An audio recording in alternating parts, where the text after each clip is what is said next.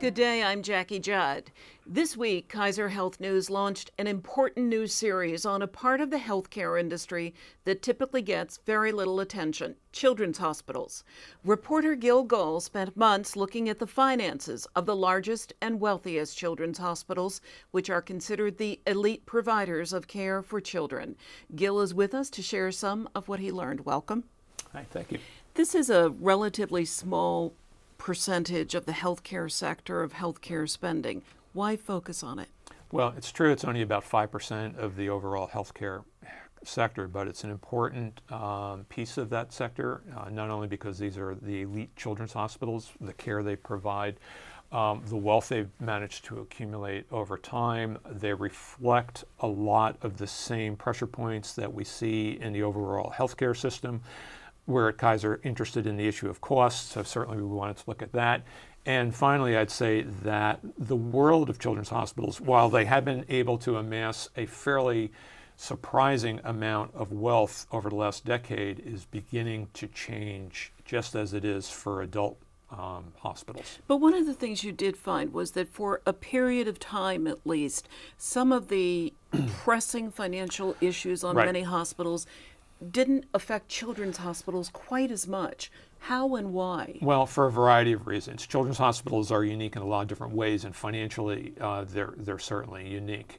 For one thing, all children, or nearly all children, are covered by one type of insurance or another. So you don't have the levels of uncompensated care, of underinsured patients that you see in the adult system. They're able to raise funds and raise money much more easily than adult hospitals, because we all like kids, and we're more willing to open our pocketbooks for them. So I looked at children's hospitals over a decade, using bond documents, tax returns, and audited financial statements. And I looked at the elite top providers because they were the easiest ones to be able to get this information for. Lots of other children's hospitals are part of adult systems, and they don't break out their information. Mm-hmm. But over that decade, really until the last year or two, with this great recession that we're going through, still going through, they enjoyed a kind of market power that many adult systems didn't have, a unique ability to raise their rates and raise money. And why? I mean, because in most regions, you really only have one large regional children's hospital. There may be two in a few markets. Because they are what we call must-have hospitals. That is, you need some place for this kind of sophisticated, highly technical care at many children's hospitals. You don't have a lot of alternatives. Where are you going to take your child if you need that kind of cancer care or open heart surgery or something like that? Because they are a must-have hospital, that again gives them unique power over insurers when it comes to negotiating rates and leveraging that power in negotiating rates. So they haven't had the same kind of economic and financial pressures for the most part during this decade that you've seen some of the other hospitals. Were you able to document whether rates at children's hospitals, bills at children's hospitals, rose at a faster clip than other hospitals? Well, that gets to an interesting question of transparency. I mean, for the most part, rates of all hospitals you can't really get at.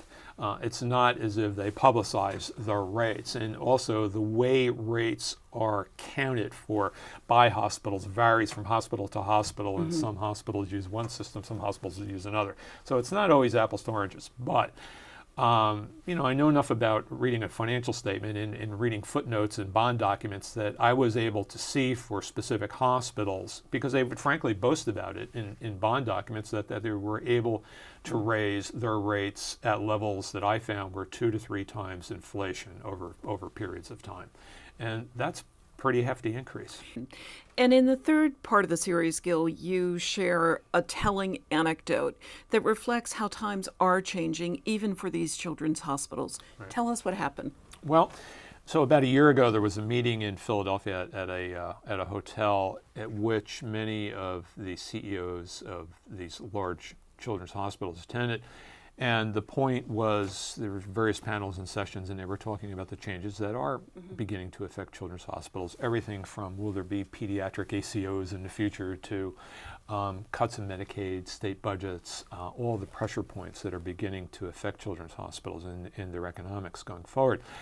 I interviewed a physician who's also a consultant for children's hospitals a couple of times, and he said something pretty interesting to me. He said, in the past, you'd come to these meetings and there was actually a level of arrogance in the room. Maybe arrogance is too strong a word, certainly confidence, a lot of confidence in the room about children's hospitals, their futures and their economics. He said, I walked into this session and what I saw was there was just far less arrogance in the room than in prior years. And it was almost as if there was a humbling element going on, that the CEOs were recognizing that, the world really is beginning to change for us too, and it's beginning to change pretty quickly. And what might that change mean, not only for the industry, but for the people these hospitals serve? Well, yeah, for the industry, it's probably just going to mean, boiled down, fewer dollars, or if not fewer dollars, certainly slower rates of increases in those dollars, which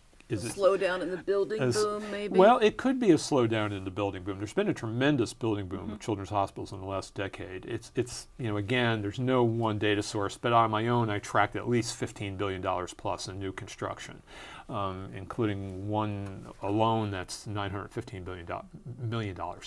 And yeah, that's already begun to slow down, and there are a couple cases where people have pulled back from that. So you have that.